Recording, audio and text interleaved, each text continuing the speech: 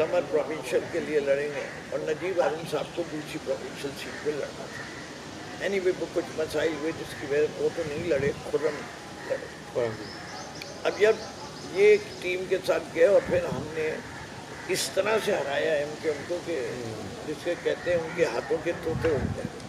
ये थी कराची में MKM की शिकस्त की दास्तान शुरू 2013। एक पूरी कॉन्स्टिट्यूंसी एक हफीजुद्दीन साहब ने जी हफीज अभी भी हैं जी जो दोबारा चले गए PSP के जरिए बैक टू MKM थे वो जमात इस्लामी। जी बिल्कुल। एनीवे वो हैं टिपिकल जमाती, बाकी आप खुद ही समझ लीजिए। में भी रहे हैं सर कुछ ऐसा? अरे मेरे खिलाफ फेल हुए, हम DJ में साथ थे, उन्हीं ने भी DJ में इस्लामी जमीयत तलबा से तलाश जुटी और मैंने सुनी थी, तो हम एक दूसरे को 71 से जानते। तो अब तो 47 की वजह से बन गया सर। अब वो जिसकी वजह से मैं बने वो उसका भी किस्सा सुनाऊंगा जो उन्हीं ने मुझे बताया अगर टाइम होगा।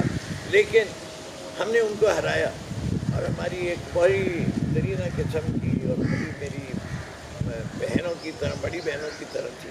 हमने तो उलूस किया जिससे कि MKM ने उनको शहीद किया और ये बड़े अफसोसनाक सियासत का रुख था।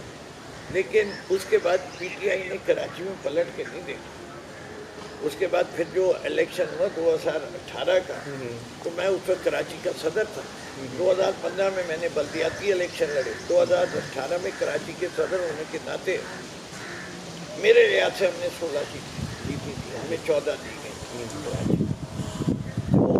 तो फिर 2018 के बाद 2024 में तो मोर्चा और कमाल हुआ कि खान साहब की इस कॉल के ऊपर के जुल्म का बदला वोट से जिस तरीके से कराची ने निकल के PTI का साथ दिया और फौजी आमरीत के सिलेक्टेड जमात इस्लामी के मेयर जिसके उन्होंने बहुत सीटें दिलाई रिजेक्ट कर दिया, इसलिए वो एक्सपोज हो गया और आज भी एक्सपोज है हाफिज साहब कि हाफिज साहब ने बहुत सारी प्रोटेस्ट कराई, सब कुछ कराएं, लेकिन उनको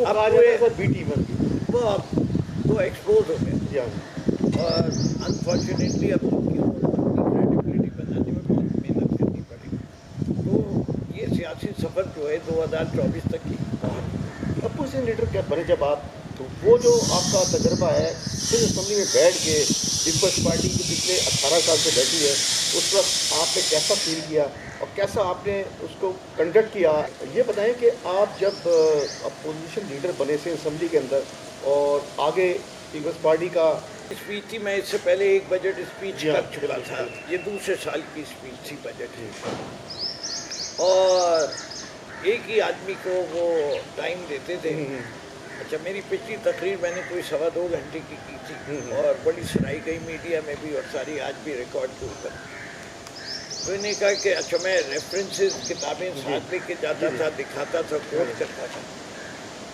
तो ब्रेक हुआ नमाज का, जी आ रहे मुझे, और डिनर ब्रेक हुआ, तो अभी उसके लिए हम गए, मगर वापस आए तो मेरी डेस्क के ऊपर से पूरा मटीरियल गायब और कोई रिकॉर्ड पे भी नहीं आया सर। अच्छा, और वो असेंबली के कैमरे भी नहीं ट्रेस कर पा रहे कि कौन लेके गया, ये कैसे।